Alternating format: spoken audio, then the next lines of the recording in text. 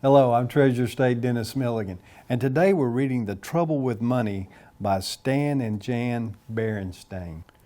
Brother Bear and Sister Bear knew quite a lot about the ways of bear country. They knew where the most beautiful wild flowers grew. They knew where the wild berries were the thickest and the juiciest. They knew the best spot for watching sunrises and sunsets. They knew where all the best honey trees were. They even knew a very special place where you could almost always see a rainbow from a secret space behind the waterfall. But there were some things they didn't know very much about. One of the things Brother and Sister Bear didn't understand very well was money. Oh, they knew money was fun to have and even more fun to spend, and whenever they got some as a present or for doing a chore for a neighbor, or for no reason at all from Grizzly Gramps who tended to spoil them, or from Papa Bear who spoiled them even more. They ran as fast as their legs could carry them to the Bear Country Mall and spin it. For honeycomb on a stick, a balsa wood glider that did loops, a tiny little mouth organ that only played 3 notes. They never bought anything sensible, and they hardly ever saved.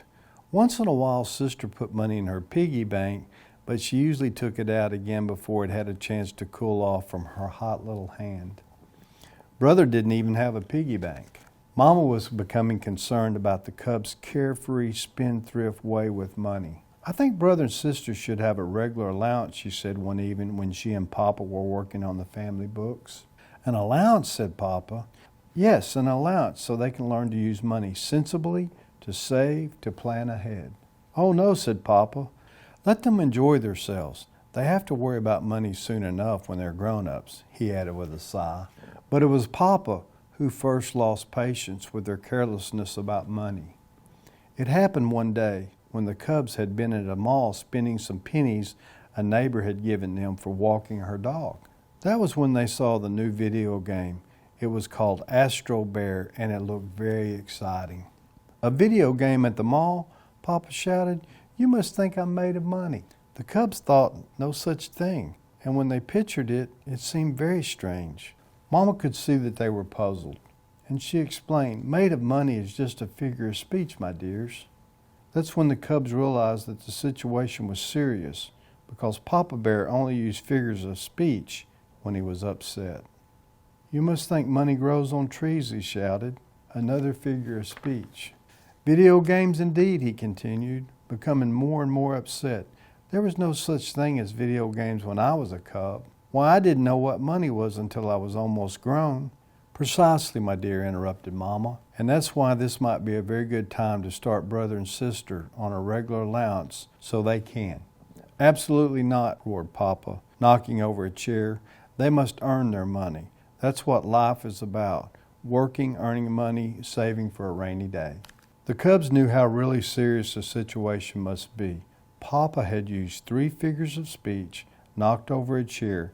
They decided right then and there to mend their careless ways.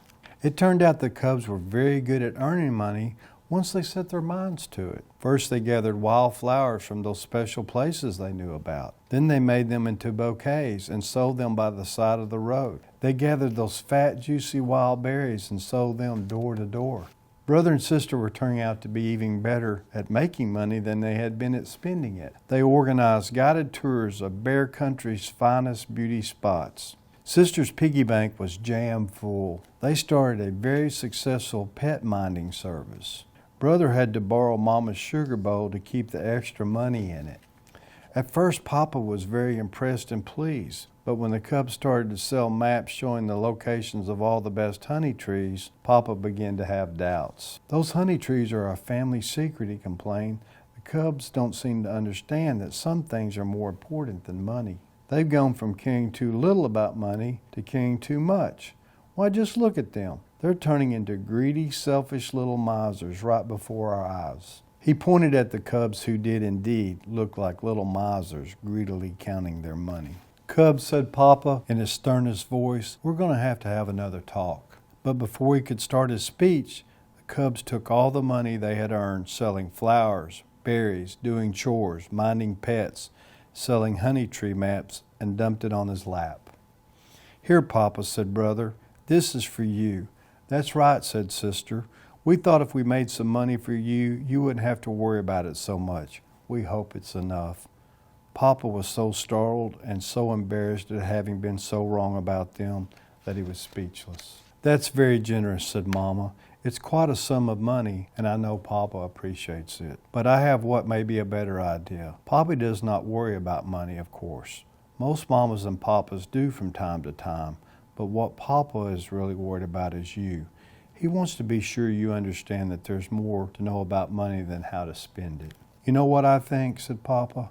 "I think we should start brother and sister on a regular allowance so they can learn how to use money sensibly, to save, to plan ahead." "An excellent idea," said Mama, smiling. "What about the money we earned?" asked the cubs. "You earned it and it's yours," said Mama. "What I suggest is that we take it down to the mall and put it in the Bear Country Bank." "Good suggestion," said Papa. "That money can be your nest egg." "Oh dear," cried the cubs together. "Another figure of speech." "And a very appropriate one," said Mama. She explained that the nest egg is the one the farmer leaves in the nest to hatch another chick. When you put money in the bank, it hatches interest. "Interest," said the cubs, puzzled. "The bank will pay you for leaving your money in there. That's called interest." That day the Bear family went to the bank and opened an account for the cubs. It happened when the bank was right next to the video arcade. "Say, that looks interesting," said Papa when he saw the Astro Bear game. "Let's give it a try." So the Bear family gave Astro Bear a try. Papa ended up with the lowest score. "You know," he said, "we didn't have video games when I was a cub. Will you give me another chance at this sometime?"